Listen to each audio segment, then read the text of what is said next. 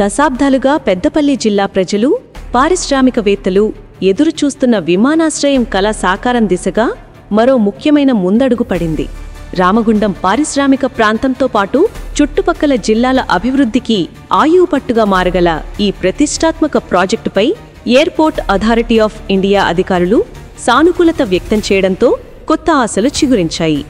జిల్లాలోని అంతర్గాం మండల కేంద్రానికి సమీపంలో గ్రీన్ఫీల్డ్ విమానాశ్రయం ఏర్పాటు చేయాలనే ప్రతిపాదనపై ఏఏఐ దృష్టి సారించడం, దీనికి రాష్ట్ర ప్రభుత్వం కూడా తన వంతు సహకారాన్ని అందించడానికి ముందుకు రావడంతో ఈ ప్రక్రియలో కదలిక మొదలైంది. ఈ విమానాశ్రయం కేవలం రవాణా సౌకర్యాలను మెరుగుపరచడమే కాకుండా ఈ ప్రాంత ఆర్థిక, సామాజిక స్వరూపాన్నే మార్చే శక్తిగా నిలుస్తుందని నిపుణులు అభిప్రాయపడుతున్నారు. ఈ నేపథ్యంలో విమానాశ్రయం ఏర్పాటుకు సంబంధించిన ప్రస్తుత పరిణామాలు, ఎదురైన సవాళ్లు, భవిష్యత్ ప్రణాళికలు మరియు దీనివలన కలిగే ప్రయోజనాలను వివరంగా చర్చిద్దాం. తెలంగాణ రాష్ట్ర ప్రభుత్వం మౌలిక సదుపాయాల కల్పనపై ప్రత్యేక దృష్టి సారించింది. ఇందులో భాగంగా రాష్ట్రంలోని వివిధ ప్రాంతాలను విమాన మార్గాలతో అనుసంధానించే ప్రయత్నాలు ముమ్మరం చేసింది. ఆదిలాబాద్, వరంగల్లోని మామునూరు విమానాశ్రయాల పునరుద్ధరణకు టెండర్లు ఆహ్వానించే తరుణంలోని పెద్దపల్లి జిల్లాలోని రామగుండం విమానాశ్రయ ప్రతిపాదనను కూడా ప్రభుత్వం తీవ్రంగా పరిగణనలోకి తీసుకుంది. కేవలం హామీలకే పరిమితం కాకుండా ఆచరణాత్మక చర్యలకు ఉపక్రమించింది. ఇందులో భాగంగా అంతర్గాం వద్ద గ్రీన్ఫీల్డ్ ఎయిర్పోర్టు ఏర్పాటుకు సంబంధించిన సాధ్యాసాధ్యాలను అధ్యయనం చేయడానికి రాష్ట్ర ప్రభుత్వం తాజాగా 40.53 లక్షల నిధులను విడుదల చేసింది.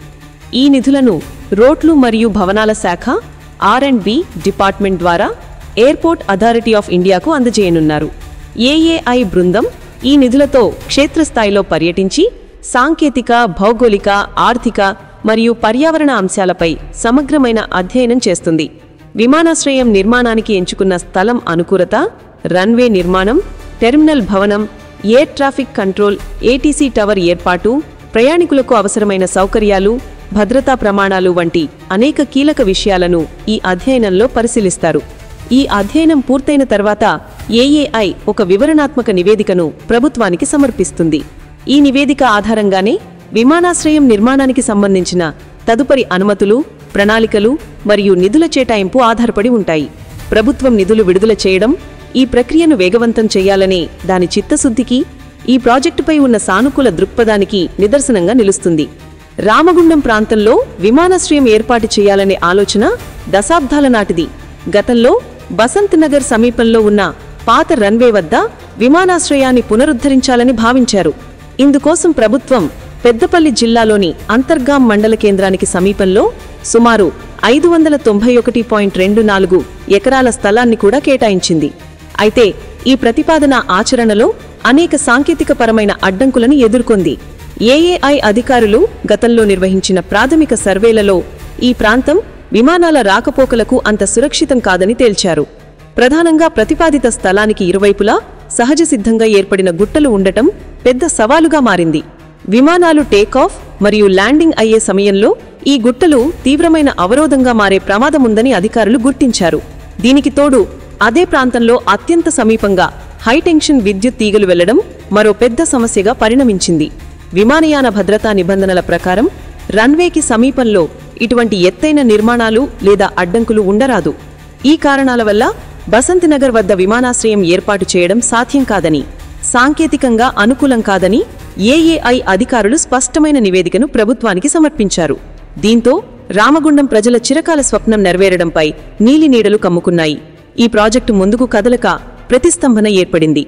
పాత ప్రతిపాదన తిరస్కరణకు గురైనప్పటికీ స్థానిక ప్రజాప్రతినిధులు, పారిశ్రామికవేత్తలు మరియు ప్రజలు తమ ప్రయత్నాలను విరమించలేదు. రామగుండం పారిశ్రామిక ప్రాముఖ్యతను, విమానాశ్రయం ఆవశ్యకతను వారు పదే పదే కేంద్ర, రాష్ట్ర ప్రభుత్వాల దృష్టికి తీసుకువెళ్లారు.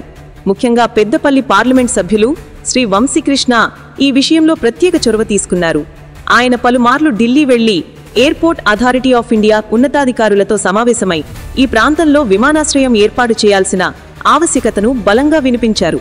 ప్రత్యామ్నాయ స్థలాలను పరిశీలించి మరోసారి సమగ్ర అధ్యయనం చేయాలని వారిని కోరారు. ఈ ఒత్తిడి మరియు విజ్ఞప్తుల ఫలితంగా ఏఏఐ అధికారులు మరోసారి ఈ ప్రతిపాదనను పరిశీలించడానికి అంగీకరించారు. పాత స్థలానికి బదులుగా అంతర్గాం మండల పరిధిలోనే ఇతర అనువైన ప్రదేశాలను అన్వేషించి ఒక గ్రీన్ఫీల్డ్ ఎయిర్పోర్టు అంటే కొత్తగా పూర్తిస్థాయిలో నిర్మించే విమానాశ్రయం ఏర్పాటు చేసే అవకాశాలపై దృష్టి సారించారు. ఈ క్రమంలోనే రాష్ట్ర ప్రభుత్వం తాజాగా అధ్యయనం కోసం నిధులను విడుదల చేయడంతో ఈ ప్రాజెక్టు పనులు మళ్లీ పట్టాలెక్కాయి. ఈ నిధుల విడుదలతో ఏఏఐ అధికారులు త్వరలోనే తమ బృందాన్ని పంపి ఆధునిక సాంకేతిక పరిజ్ఞానాన్ని ఉపయోగించి సర్వే నిర్వహిస్తారు. ఈ నూతన అధ్యయనం ద్వారా గతంలో ఎదురైన అడ్డంకులను అధిగమించి విమానాశ్రయం నిర్మాణానికి అనుకూలమైన సురక్షితమైన స్థలాన్ని గుర్తిస్తారని ఆశాభావం వ్యక్తమవుతోంది. పెద్దపల్లి జిల్లాలో విమానాశ్రయం ఏర్పాటు కేవలం ప్రయాణ సమయాన్ని తగ్గించడమే కాకుండా ఈ ప్రాంత సమగ్ర అభివృద్ధికి ఒక చోదక శక్తిగా పనిచేస్తుంది. పెద్దపల్లి ఎంపీ వంశీకృష్ణ పేర్కొన్నట్లుగా ఈ విమానాశ్రయం వలన అనేక రకాలుగా ప్రయోజనాలు చేకూరుతాయి. రామగుండం ఒక పారిశ్రామిక కేంద్రం. ఇక్కడ ఎన్టీపీసీ, సింగరేణి వంటి భారీ ప్రభుత్వ రంగ సంస్థలతో పాటు అనేక సిమెంట్, గ్రానైట్ ఫ్యాక్టరీలు ఉన్నాయి. విమాన సేవలు అందుబాటులోకి వస్తే దేశ విదేశాల నుంచి పారిశ్రామికవేత్తలు, పెట్టుబడిదారులు, నిపుణులు సులభంగా ఇక్కడికి రాగలుగుతారు. ఇది కొత్త పరిశ్రమల స్థాపనకు, ప్రస్తుత పరిశ్రమల విస్తరణకు దోహదపడుతుంది. కార్గో సేవల ద్వారా ఉత్పత్తులను వేగంగా ఇతర ప్రాంతాలకు రవాణా చేయడానికి వీలవుతుంది. తద్వారా వ్యాపార కార్యక్రమాలు ఊపందుకుంటాయి. విమానాశ్రయం నిర్మాణం మరియు నిర్వహణ దశలలో ప్రత్యక్షంగా, పరోక్షంగా వేలాది మందికి ఉపాధి అవకాశాలు లభిస్తాయి.